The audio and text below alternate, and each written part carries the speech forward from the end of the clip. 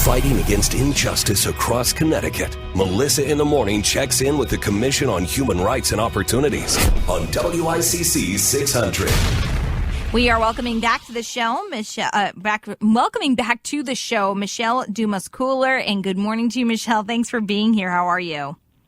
Hi, Melissa. I'm good. How you doing? Doing fine, thank you. Other than I'm, tongue twisted for some odd reason this morning. It must just be a Monday. Yeah, there you go. You get it.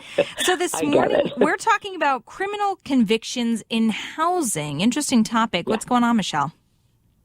So for several years now, there's been bills going through the legislature that would make a criminal conviction a protected class under the Commission on Human Rights statutes, just like other protected classes, race, color, families with children. And so this year there is another bill that is risen. It will actually be heard before the Housing Committee next Tuesday.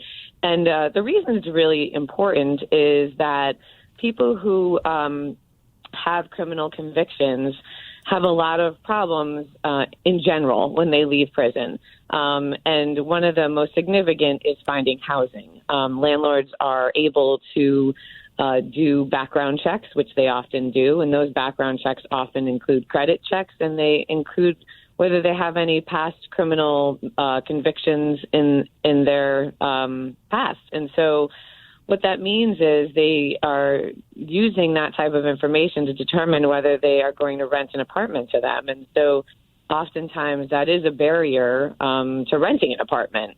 Mm-hmm. So my understanding is are there pieces of legislation that are looking to eliminate that from like the application process? Correct. So what it would do in general, essentially, is that the legislation, first and foremost, would make it illegal to initially ask for that information on the application. It's very similar to about 5 years ago now. Time is going by.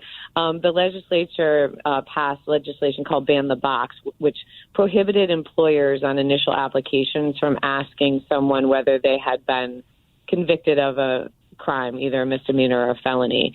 And that would now translate into housing applications too. So it's not that a landlord couldn't initially, not that they couldn't eventually ask that information, but they couldn't initially ask it. Because that type of information can have a chilling effect on the application proceeding any further. So that would be part of the legislative language in this bill. And then the other part of the legislative language would be to come up with a structure as to how landlords could consider someone's criminal past and for how long. And so what happens now at times, too, is that if someone is convicted of a crime, it could stay with them forever for purposes of their tenancy. So 40 years ago, someone could have, taken a pack of gum from CVS, say, but it would always show up on their record and could prevent them from getting housing.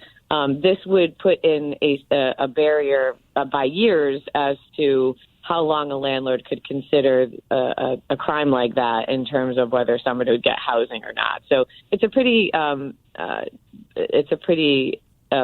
dense bill in terms of it really covers a lot for purposes of protecting people who have had some degree of criminal activity that have really moved away from it and are really trying to, rehabilitate themselves. And having housing is just essential to having your life back in order. And it's most difficult now to find housing because of the pandemic. There's limited supply. Potential tenants do not need any further barriers to them to find housing when there's already plenty of barriers to them right now because of the last couple of years. And no question, I think if you're trying to be reintroduced to society after having a criminal record, it's very hard to do that if you don't have like a job or a place to live. No question. However, Michelle, there are two sides to this. You've got people like the one you just mentioned, even kids who are like 14, 15, they got mixed up with the wrong people. They're now in their 40s and 50s and they're still being discriminated against. Totally get what you're saying. Absolutely. 100% understand that. But On the other side of things, Connecticut's having a real problem with repeat offenders.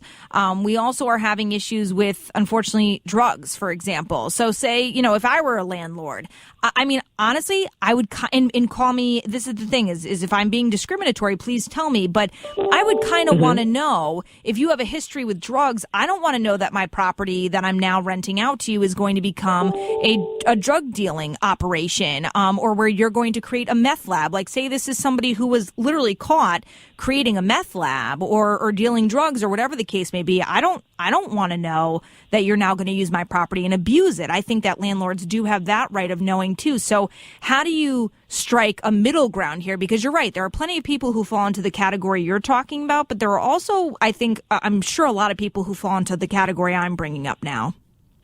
Yep. So, and there are exceptions in the statute, and there are normally. So even when we're talking about public housing, there are exceptions to what you just said, as a matter of fact. And for people who are really engaging in that kind of a really kind of heavy criminal activity where they are manufacturing and really distributing drugs at that level, there are barriers to them in public housing now from getting housing. And the statute does provide for, there are certain offenses that are really not going to be,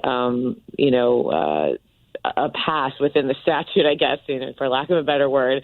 And so, when we're talking about giving these protections to people who have these criminal backgrounds, it's meant for a large group of people, but there are going to be some people who are not going to be able to be covered by it. And they're really the group that you're talking about.